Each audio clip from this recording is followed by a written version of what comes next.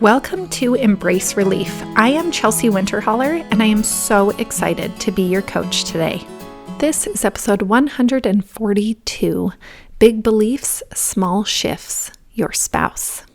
In this episode, we are going to tackle some thoughts that just don't help in your relationship with your spouse and find beliefs that can lessen the gap.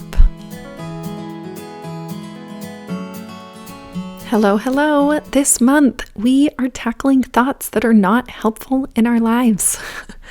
We're just doing short episodes where you have the opportunity to reframe your brain a little bit and access beliefs about the circumstances in your life. Focusing on your beliefs about situations can shift everything for you. It can prevent a massive divide from forming between you and your spouse. You can actually create an entirely different outcome than you have now. Now, never will I tell you to simply swap your thoughts. Sometimes that works, but most often we need to dig a little deeper. And I promise today I will make it simple for you to dig deep and find a belief that can help you create a different outcome in your relationship with your spouse. Now, we all have unique situations, and I don't pretend to know yours, but I will tell you that thoughts like this do not help. He doesn't care about me. He always ignores me. He doesn't value my effort. He never does what I ask him to. I wish he would change.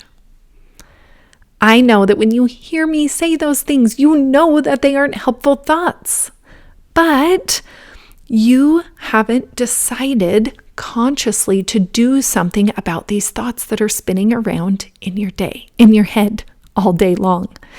And that's okay, because sometimes it feels easier to stay where you are. Sometimes it feels safer to stay where you are. But is it? Is it safer to have feelings of worthlessness and loneliness and helplessness in your marriage? When you think he doesn't value my efforts, you feel worthless. When you think he doesn't care about me, you feel lonely. When you think I wish he would change, you feel hopeless. These feelings of worthlessness and hopelessness and loneliness don't have to keep coming up. If you are feeling worthless, I can promise you will continue to undervalue yourself. If you are feeling lonely, you will begin to isolate yourself even more. And when you feel hopeless, you will stop trying in your relationship. There is a better way, I promise. There is a place where you can pause and you can access core beliefs about you and about your spouse. And it starts with your breath. Typically, relationships with those closest to us carry a lot of charge in our body.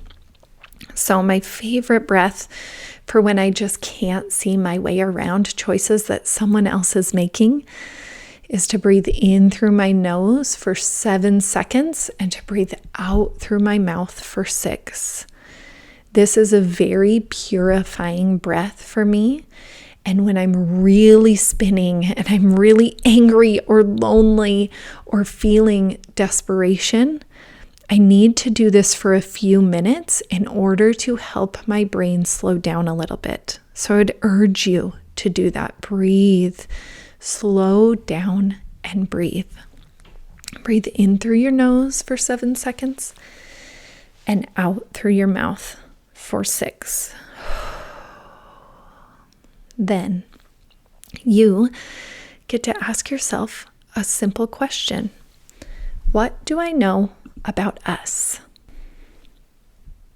Now, some of these beliefs might be hard to access as you think back on what you know about us, but I know that you have them. And if you can't find them, if your brain seems to want to take over, I need you to continue in that breath. That breath will cleanse you. I promise. promise you may get to the point that you can access beliefs that sound like this. He has hardships just like me.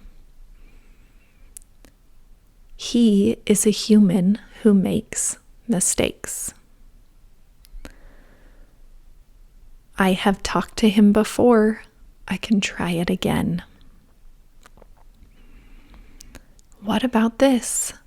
I am strong, and so is he. One of my very favorite marriage coaches is Sarah Payne. Her podcast is Rock Solid Relationships, if you want to bounce on over there. She is wonderful, and the thing she continues to come back to is that in order to have a rock solid relationship with your spouse, you can't be on different teams. You have to play on the same team. When we are operating from surface thoughts, we are doing a lot of blaming, shaming, and guilt tripping. Whether it be on ourselves or on our spouse, we are putting each other on separate teams. But when we can access a core belief such as, he has hardships just like me, we are able to create different emotions. Emotions like compassion and empathy and understanding. I would love it if you would make a note in your phone and label it beliefs I have about my spouse. Remind yourself when you are struggling about what you truly believe. Open this note and read it. Refer to it when you are feeling hopeless.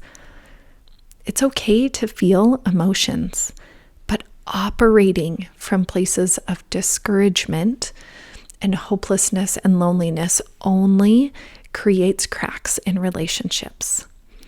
Operating from your core belief brings peace. It brings relief. If this resonated with you today, I want you to do two things. Go to my website and set up a completely free consult. We can talk one-on-one. We can figure out what areas of your life you want to zoom in on and really figure out what emotions are fueling you today. And second, I would love you to share this podcast with a friend. If it resonated with you, it will definitely help them too. I'll see you soon, friends.